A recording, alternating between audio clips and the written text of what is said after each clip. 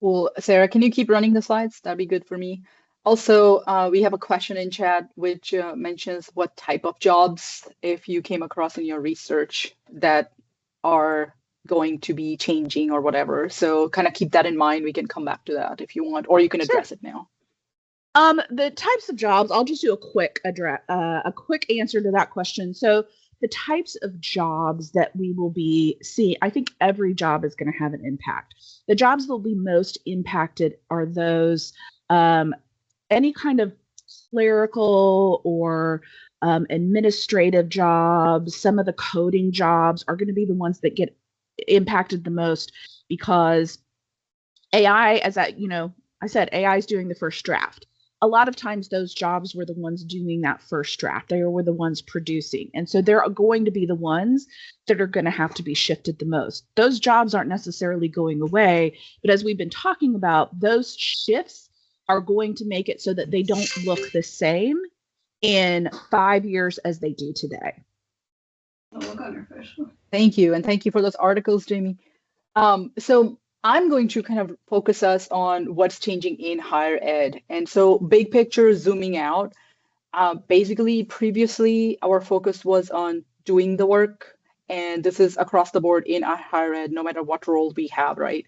And now it's sort of directing the work, and we'll look at that in a little bit detail. So previously we were focused on the output, like the final end product, and now it's almost like what Sarah mentioned, you start working with that first draft and you're evaluating it and refining it and all that kind of stuff. And so previously, if we think about it, everything was focused on individual effort, or if you were on a team doing a group project, again, it's nightmares coming from group projects. But anyway, everything was focused on individual effort or the group team effort versus now it's a combination of human and AI workflows. And a little bit later, JB is going to walk us through a workflow. So if you go to the next slide, if we dig a little bit deeper, uh, previously, folks executed tasks end to end, like from A to Z. We start with a blank. I always usually still, even now, start with a blank pencil and paper. And now we are guiding our AI tools, our AI assistants to execute the work. And then we are tweaking it, we are reprompting it, iterative prompting, refining, stuff like that. The output was the final deliverable before, which is the final product. And now the output starts from a draft, which we evaluate, we refine, and that's where those skills are shifting. And value came from individual effort, whereas value now comes from the human plus AI workflow. So it's critical to use the tool as an assistant. It's like having a TA, like a little 18-year-old TA who does your work, but then you are still supervising and you're still making sure everything's working correctly and it's accurate and that kind of stuff.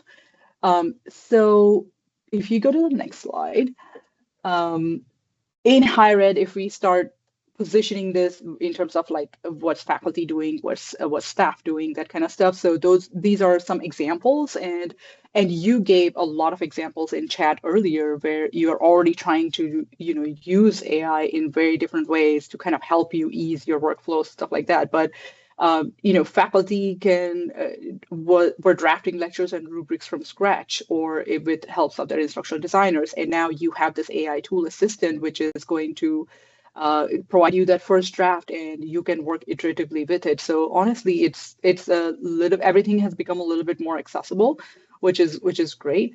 Um, Advisors basically wrote out outreach emails to students, and now you can have AI drafted outreach emails for tone, accuracy, personalization, all that kind of stuff. And when you start combining that with some of these automatic mailing tools, like Mailchimp and Slate and stuff like that, it becomes very powerful. It's very personalized and automated and personalized at the same time, which was sometimes we did mail merge, if you remember, in Word to try to automate some of those pieces. But now, you didn't do that too often, and now you can have it very personalized for every type of outreach you are doing. Um, Staff could envision before, when we were manually doing enrollment and budget reporting and data reporting and that kind of stuff. We can work with AI tools like Claude and other tools to generate the reports and interpret findings, survey results, all that kind of stuff. And again, this trickles down to students as well, right? They wrote essays and solved problems without any help or from scratch, and obviously some of that stuff is super helpful and super relevant, and you still need to be able to do that. But now we have to teach students how to co-create with AI and learn to critique its output and evaluate it and refine it and make sure it's accurate and stuff like that. Because when they graduate after us, after they get out from here, they're going to be expected to use some of the skills to kind of ramp up with those tools together. So that's some of the examples in higher ed specifically. And you may have more examples of your own as well. So the next slide is sort of more examples about in the same context. And I'm not going to read through every one of them, but we are sharing the slide deck with you.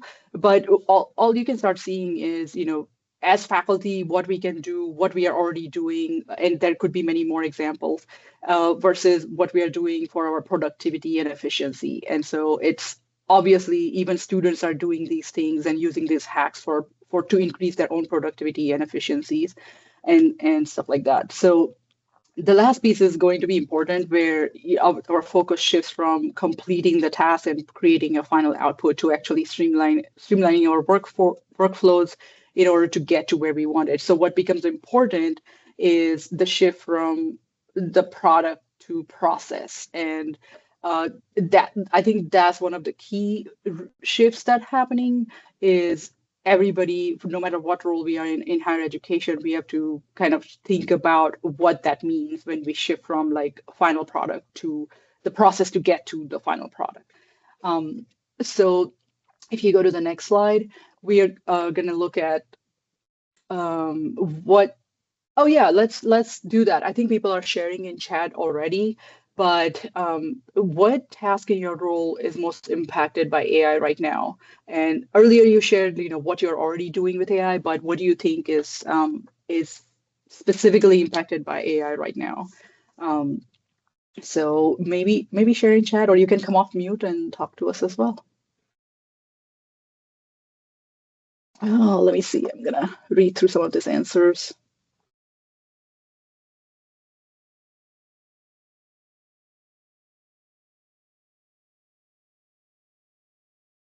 Somebody mentioned the TBR competencies being used, and I did want to mention that. I think Erin will focus on that a little bit more, but like all of the skills that are coming up and that we are going to talk about and talking about, they all kind of map back to the AI TBR AI learning competencies, the competency framework that we have, which is based on students and staff and faculty. So good question, Scott. How can we justify telling students not to use AI to write the essay initially when we are mentioning having AI write the first draft?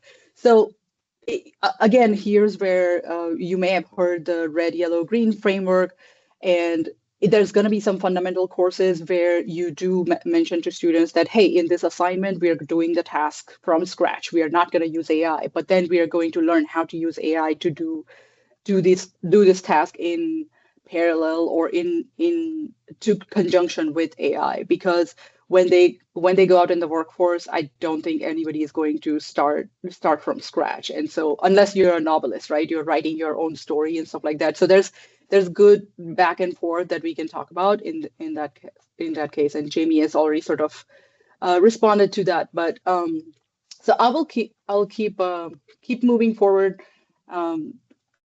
But yes, please keep the dialogues going in the chat. So the last piece I wanted to mention is that in terms of implications for student and learners, which are our last sort of users whom we are all serving basically, if the skills for the work that they're going to do has changed, which means then what we are teaching them to learn has to change, which means that the way learning happens also has to change, right? So what students have to learn is that they start from their own thinking, but then they have this powerful tools that they're going to be using, they're going to be expected to use, that kind of stuff. And so while it's very important that they do start with their own thinking, then use the tools to sort of extend their ideas, co-create, and have that critical thinking evaluation of the output to and to verify the output of the accuracy, to modify it, and then to justify the process by which they arrived at that final product. So very critical for them to learn how to show their process, for especially for evaluation purposes, because the way we teach is also going to have to change. Again, assessments are going to have to be sort of try to evaluate, what their process was versus what the final product was, and then reflect. And a lot of this is controversial because we want students to be able to learn how to do that manually so they understand. And I totally understand that piece as well. But we are at this junction, we are at the point where, if you can think about it, like, students don't even have to learn how to read. They can just say, "Hey, read this for me," and they can hear it and they can talk in English. So if we start thinking about what the implications of this are, it is very possible in 20 years nobody's going to learn how to, like, we may start thinking and be scared that nobody's going to learn how to read because now all these tools are reading back to me and I can just speak to them. And so what's the point in reading? But I think teaching and learning, we are still teaching people to do the task in a way that they have to learn to do them, but also live in the reality that there are these tools that can help them with stuff. So I just wanted to share that. An assessment shift example that faculty can think about, we don't have to delve too deeply on this, but basically it shifts from writing an essay on this topic and here are the instructions, here's how it should be formatted, to now, it has to be back and forth with how you can work with the tool to then come up with an original claim, use AI for brainstorming, evaluate against the course material, and justify what you kept or rejected or reformatted or refined, and where are your original ideas. So the focus shifts from the thinking focus shifts from the final product to the thinking and the creation process.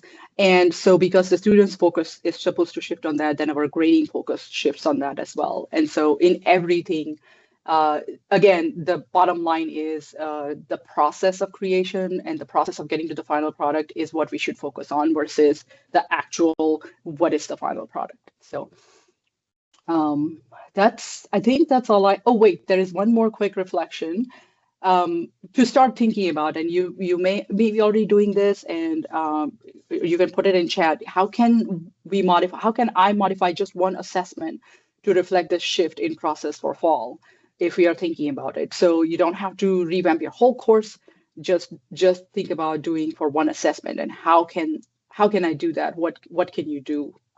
So that's another quick reflection you can share in chat, come off mute, talk to us, and or think about it. So I will hand it to Erin for the next part.